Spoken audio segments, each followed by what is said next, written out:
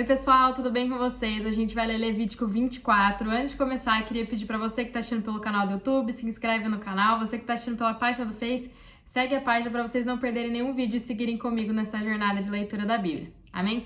Gente, esse capítulo é parênteses entre o capítulo 23, que fala sobre as festas, e o capítulo 25, que vai falar sobre o ano sabático e sobre o jubileu, né? A festa das festividades, que deveria ser celebrada a cada 50 anos. Então, esse capítulo 24 aqui, ele cobre principalmente 3 assuntos: cuidar das lâmpadas no tabernáculo, arranjar o pão da presença no tabernáculo e blasfemar o nome do Senhor. Para servir a Deus como sacerdotes, a gente deve lidar com 2 assuntos, né, de maneira adequada e apropriada. E esses assuntos são a luz e a comida. Obviamente que eu não tô falando, né, dessa luz natural que entra, né, no nosso quarto, por exemplo, e nem a comida que a gente come, né, para satisfazer o nosso corpo físico, mas sim luz e comida divina, né? Então, como sacerdotes que servem a Deus, a gente deve viver, deve agir, nos conduzir e servir na luz divina. 1 Pedro, capítulo 2, versículo 9 nos diz: Vós, porém, sois geração eleita, sacerdócio real, nação santa, povo adquirido, para que anuncieis as grandezas daquele que vos chamou das trevas para a sua maravilhosa luz.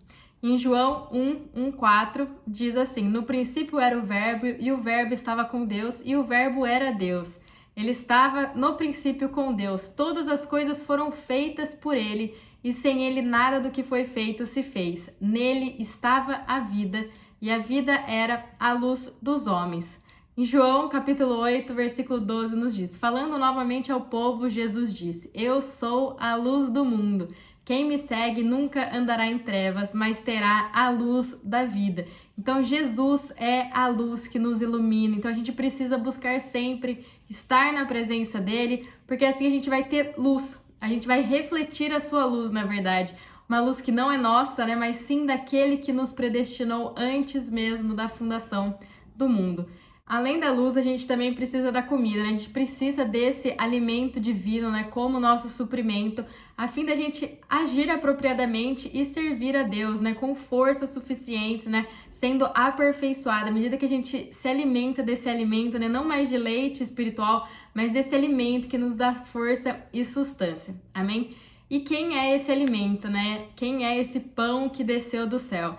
João 6,35 diz assim: Então Jesus lhes declarou: Eu sou o pão da vida, aquele que vem a mim não terá fome, e quem crê em mim jamais terá sede. Quando a gente aceita Jesus como nosso Senhor, nós que estávamos mortos espiritualmente, né, a gente recebe a luz de Deus, a gente recebe vida de Deus no nosso espírito, né? Mas a nossa alma e o nosso corpo ainda não receberam essa luz, então é algo que acontece gradativamente. Assim também como aconteceu lá no jardim com Adão e com Eva, mas foi o oposto. Quando eles pecaram, o espírito morreu imediatamente, mas o corpo e a alma foram morrendo gradativamente. Então a gente precisa desse Cristo todo, inclusive a gente precisa dele por inteiro.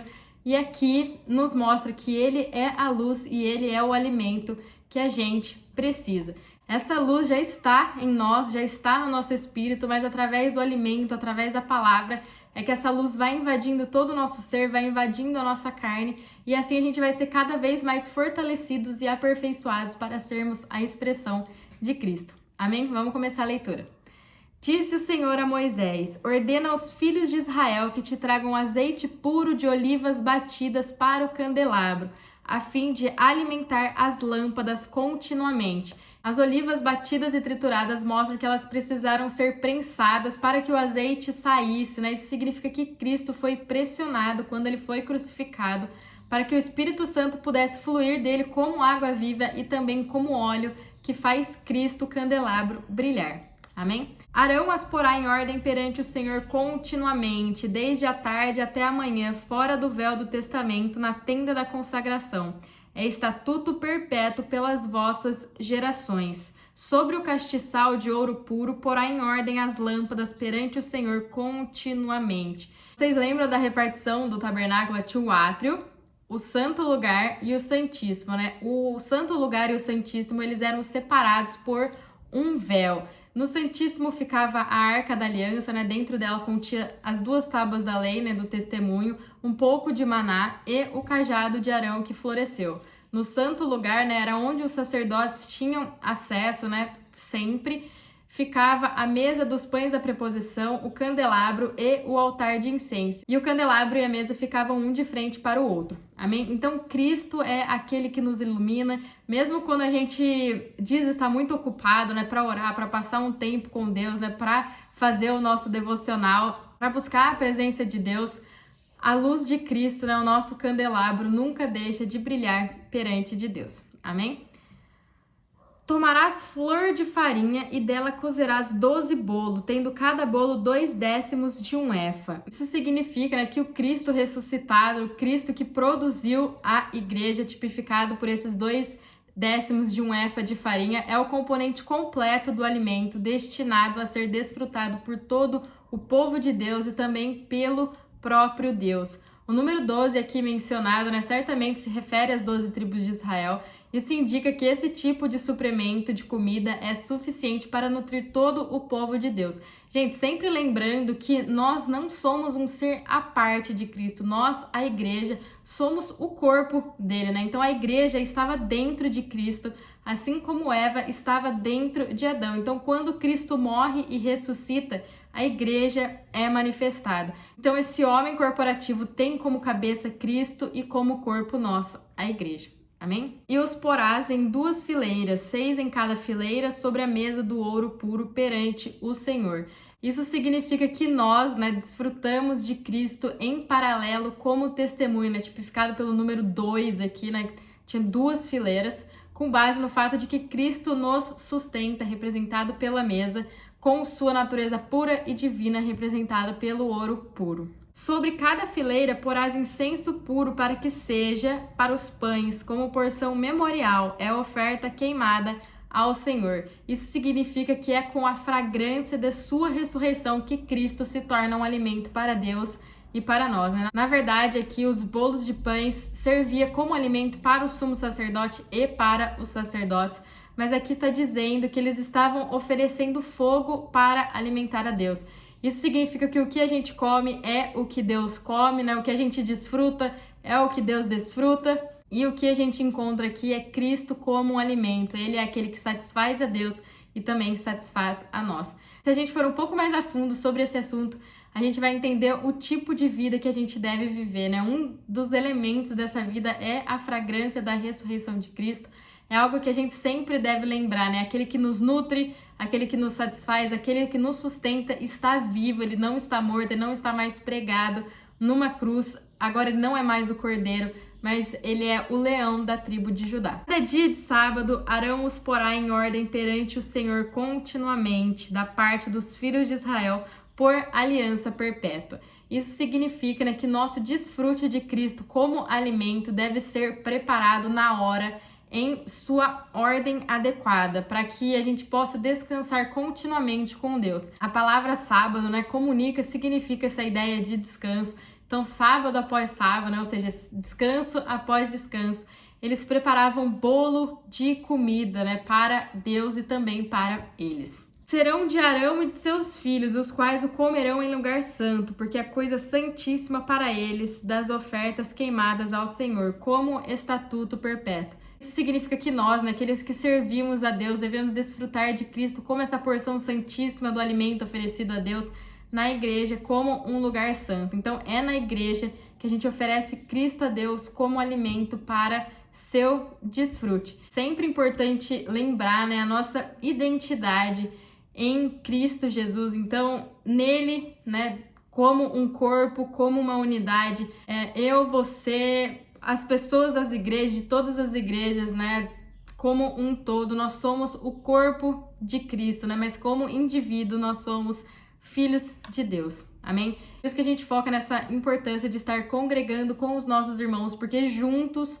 nós somos o corpo de Cristo, amém? Gente, aqui do versículo 1 até o versículo 9, revela, né, que somos povo santo de Deus, para viver uma vida santa. Então a gente precisa de Cristo, a gente precisa dele como a nossa luz, né, para nos iluminar e como alimento para nos nutrir. Então, Cristo é o que Deus desfruta e também o que nós desfrutamos. Amém? A gente vai começar agora essa segunda sessão de Levítico 24, né, que fala desse julgamento da morte daquele que blasfema o nome de Deus. Isso é muito importante, porque além de sermos iluminados e alimentados, a gente deve sempre, sempre honrar o nome de Deus. A gente deve estar sempre respeitando o nome dele. A gente vê isso também no Novo Testamento, lá em Mateus, no capítulo 6, versículo 9, né? O primeiro pedido que a gente encontra que é: santificado seja o teu nome. Então, santificar, né, o nome do Senhor é separá-lo como algo único, não é para ele estar na nossa boca como a gente coloca outros nomes na nossa boca. Então, é para santificar, separar o nome do Senhor, né, honrando e respeitando. Apareceu entre os filhos de Israel o filho de uma israelita com pai egípcio, o qual contendeu com certo homem israelita no arraial. Então o filho da mulher israelita blasfemou o nome do Senhor e o amaldiçoou, pelo que o trouxeram a Moisés. O nome de sua mãe era Selomita, filha de Dibre, da tribo de Dan. Então aqui relata, né, essa união entre uma israelita e um homem egípcio, né, um homem que não era de Deus. E essa união, né, de um homem de Deus com alguém do mundo produz algo que profana Deus. Levaram-no à prisão, onde o deixaram até que a vontade de Deus fosse declarada. Aqui a gente consegue claramente tirar uma lição sobre isso. Então a gente não deve nunca fazer nada sem a direção de Deus. Então tudo que a gente for fazer, a gente precisa primeiro consultar, a gente precisa orar para Deus, para que Ele nos mostre a direção, né, o caminho que a gente deve estar seguindo. Disse o Senhor a Moisés: tira o que blasfemou para fora do arraial. Todos os que o ouviram porão as mãos sobre a cabeça dele, e toda a congregação o apedrejará. Uma vez, né, que o pecado do homem poderia ter envolvido toda essa comunidade, todos aqueles que ouviram. Então, a culpa que poderia haver na comunidade foi transferida para o pecador por essa imposição de mãos, assim também como eles faziam com o bode expiatório. E então ele era executado pelo povo. Aos filhos de Israel dirás: qualquer que amaldiçoar o seu Deus levará sobre si o seu pecado. Aquele que blasfemar o nome do Senhor certamente será morto. Toda a congregação o apedrejará, quer seja estrangeiro, quer natural, blasfemando o nome do Senhor será morto. Aquele que blasfemar o nome do Senhor levará sobre si o seu pecado, né? Assumiria toda a responsabilidade por aquilo que ele fez ou por aquilo que ele falou. Ele estaria sujeito, né, a esse castigo que estava sendo proposto aqui, sendo ele estrangeiro ou sendo ele natural, sendo ele israelita. Quem matar alguém certamente será morto. Quem, porém, matar um animal o restituirá vida por vida. Se alguém desfigurar o seu próximo como ele fez, assim lhe será feito. Quebradura por quebradura, olho por olho, dente por dente, assim como feriu alguém, assim será ferido. Quem matar um animal terá de restituí-lo, mas quem matar um homem será morto. Uma mesma lei tereis, tanto para o estrangeiro como para o natural. Eu sou o Senhor, o vosso Deus. Disse Moisés aos filhos de Israel que levassem o que tinha blasfemado para fora do arraial e o apedrejassem. Os filhos de Israel fizeram como o Senhor ordenara a Moisés.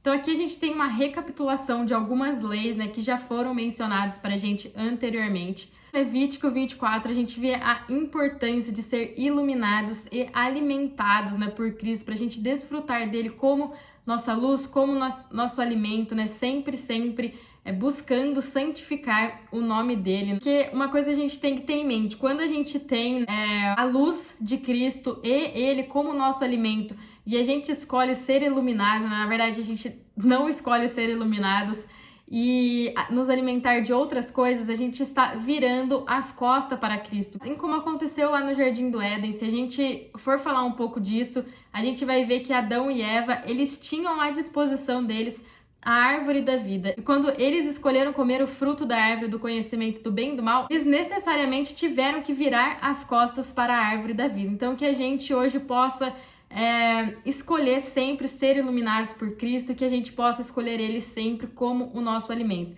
E essa questão de santificar o nome de Deus, que a gente deve levar uma vida que santifica o nosso Deus, uma vida que sempre considera que Ele é o único Deus, que Ele tem um nome que está sobre todo nome, um nome diferente de qualquer outro nome. Amém? Esse é o capítulo 24. Fiquem com Deus e até mais.